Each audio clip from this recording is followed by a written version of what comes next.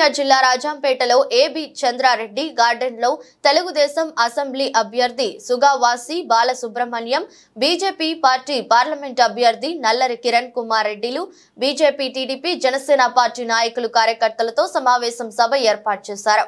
నల్లరి సుగావాసి మాట్లాడుతూ, మా ఇద్దరికి ఓట్లు వేసి అత్యధిక మెజారిటీతో గెలిపిస్తే మేము రాజంపేటకు జిల్లా అన్నమయ్య డ్యాం, మెడికల్ కాలేజీ, నిలిచిపోయిన రైళ్లుని యథావిధిగా కొనసాగిస్తామని, అలాగే రాజంపేట పట్టణాన్ని అభివృద్ధి చేస్తామని మాట ఇచ్చారు. ఈ కార్యక్రమంలో బీజేపీ, జనసేన, టీడీపీ పార్టీ నాయకులు, కార్యకర్తలు అధిక సంఖ్యలో పాల్గొన్నారు. అత్యధిక మెజార్టీతో కనుక మనం వీళ్ళకు పంపిస్తే భవిష్యత్తు మన కళ్ళ ముందు ఉంటుంది, అభివృద్ధి చేసుకుంటాం. కాబట్టి ఈ సందేశాన్ని అంతా కూడా ఇవాళ మనం ఇక్కడి నుంచి తీసుకుపోయి మారుమూల పల్లెల్లో ఉన్నటువంటి అందరికీ, ప్రజలందరికీ తెలియజేసి వీరి విజయానికి మీరు బాటలు వేస్తారని, ఆ మధ్యలో ఉన్నటువంటి నాయకుల మధ్య అభిప్రాయ భేదాలన్నింటినీ కూడా మనం అందరం సమన్వయం చేసుకొని వాటిని పూర్తి చేసుకుంటూ ఒక్క మాట ఒకే లక్ష్యంతో ముందుకు వెళ్ళాలని కోరుకుంటూ సంవత్సరాలుగా ఎన్నికల్లో ఓట్లేసిస్తారు.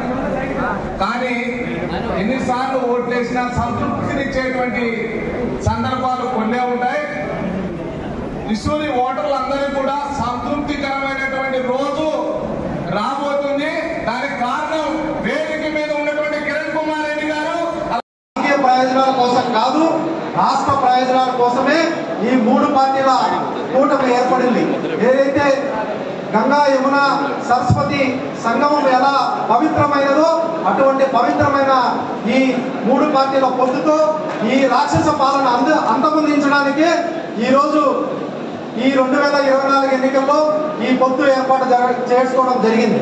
మనం చూసిన జగన్మోహన్ రెడ్డి గారి పరిపాలన ఎంత అస్తవ్యస్తంగా, అన్యాయంగా, అక్రమంగా ఉందో, ఈ రాష్ట్రానికి ఎన్నో తుఫాన్లు వచ్చాయి.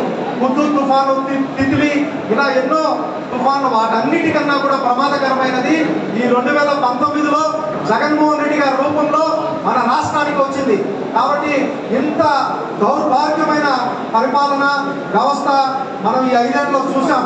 ఇటువంటి పాలన మనం సాగనంపడానికి మనందరం కలిసికట్టుగా మన మంచి అభ్యర్థులు ఇక్కడ ఉన్నారు కాబట్టి పార్లమెంటుకు, అసెంబ్లీకి వారిని ఎన్నుకోవాలి. మనం చూసాం. పార్టీ జాతీయ అధ్యక్షులు శ్రీ నారా చంద్రబాబు నాయుడు గారి ఆదేశాల మేరకు నువ్వు రాజంపేటకు పోయి అక్కడ ఉన్నటువంటి సమస్యలు పరిష్కరించి అక్కడి ప్రజలకు మంచి నాయకత్వం ఇస్తామని నమ్ముతున్నాను. నువ్వు రాజంపేటకు పోయి మంచి నాయకత్వాన్ని ఇవ్వమని ఆదేశిస్తే నేను రాజంపేట పట్టణంలో నివాసం ఉండి ఇక్కడ ప్రజలకు సేవ చేయడానికి మీ ముందరికి వచ్చానని, పార్టీ ఆదేశాన్ని శిరస వహించి నేను మీ ముందుకు వచ్చానని సవినయంగా మీకు తెలియజేసుకుంటున్నాను. ఆయన శ్రీ చంద్రబాబు నాయుడు గారు ఎందుకు చెప్పారంటే, ఇక్కడ ప్రాజెక్టులు కొట్టుకొని పోయినాయి, ఇక్కడ నాయకులు వ్యాపారాలలో మునిగిపోయినారు, ప్రజా సంక్షేమం పట్టలే.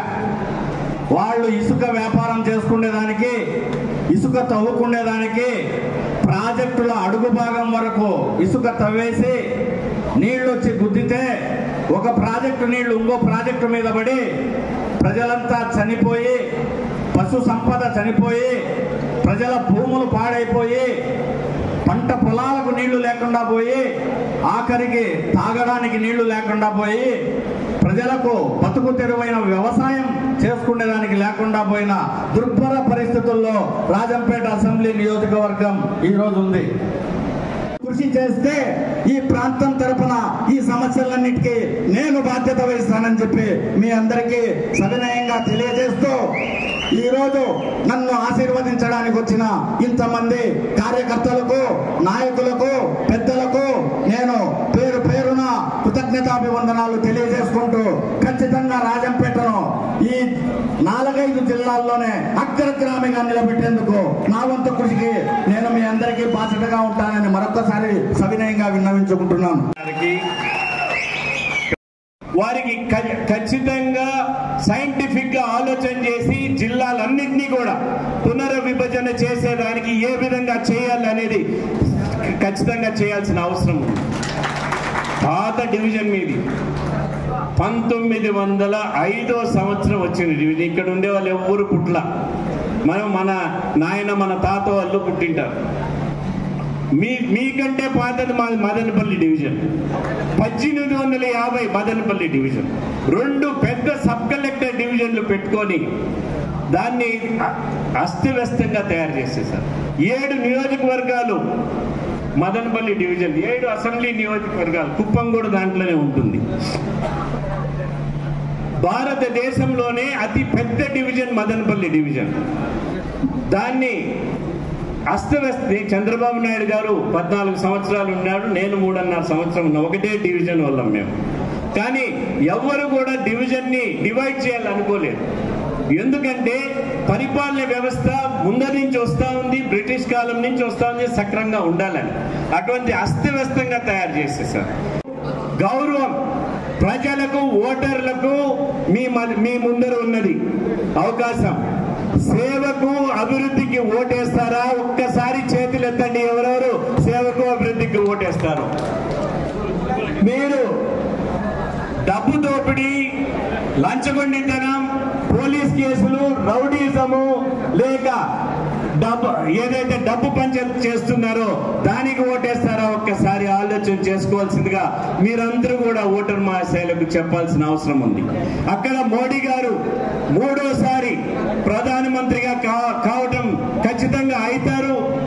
మీరందరూ కూడా కమలం గుర్తుకి ఓటేసి పార్లమెంట్ కి ఎన్నుకోవాలని నేను చెప్తూ నేను కోరుకుంటున్నాను. అదేవిధంగా ఇక్కడ మన మిత్రుడు బాలసుబ్రహ్మణ్యం గారికి సైకిల్ గుర్తుకు ఓటేయాల్సిందిగా కోరుకుంటూ శిరసు వంచి మీ అందరినీ ప్రార్థిస్తున్నాను.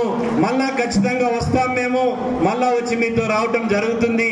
చాలా సమయం తీసుకున్నాను, ఎందుకంటే మీకు అర్థమయ్యే విధంగా చెప్పాల్సిన అవసరం ఉన్నది. ఏదైతే రాజంపేటకు పూర్తిగా నాపై నమ్మకం పెట్టుకోండి. నేను మాట చెప్తే తప్పేవాడిని కాదు. ముఖ్యమంత్రి పదవిని కూడా దానికోసమే వదిలేశాను.